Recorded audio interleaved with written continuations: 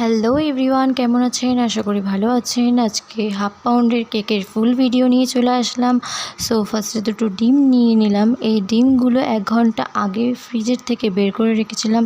তো প্রথমে আমি ডিমের কুসুমগুলো আলাদা করে রেখেছিলাম, তারপর সেটাকে ব্লেন্ডার দিয়ে 1 মিনিট ব্লেন্ড করে তারপর চিনি দিয়ে সেটাকে ব্লেন্ড করতে হবে খুব ভালো করে ব্লেন্ড করার পর সেখানে এসেন্স দিয়ে ব্লেন্ড করে এখানে ডিমের কুসুমগুলো দিয়ে আবার ব্লেন্ড করে তারপর একটু সাদা তেল দিয়ে 1 মিনিটের মতন আবার ব্লেন্ড করে নিলাম।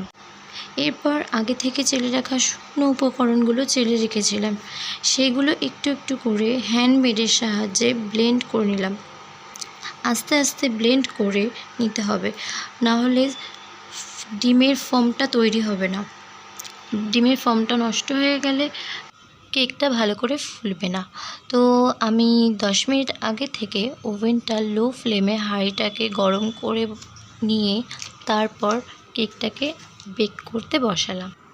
দেখুন কেকটা কত ফ্লাপি হয়েছে। এরপর আমি বেসটাকে 3টে পার্টে কেটে ক্রিম আর ম্যাঙ্গো ক্রাশ দিয়ে কোট করে ক্রাম কোটিং করে 10 মিনিট ফ্রিজে রাখবো।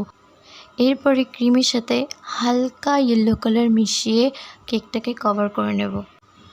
যেহেতু কেকটা ম্যাঙ্গো ফ্লেভারের হবে, তো হালকা ইয়েলো কালার মিশিয়ে ক্রিমটা দেখতেও ভালো লাগবে, ডেকোরেশনটা কেকটা খেতেও ভালো লাগবে। কিছু ভুল হলে ক্ষমা করে দেবেন দর্শক বন্ধুরা, আমার ফার্স্ট ভিডিও তো সেই জন্য আমার একটু প্রবলেম হচ্ছে ভিডিও বানাতে, কিন্তু আস্তে আস্তে এই প্রবলেমগুলো ঠিক করার চেষ্টা করব।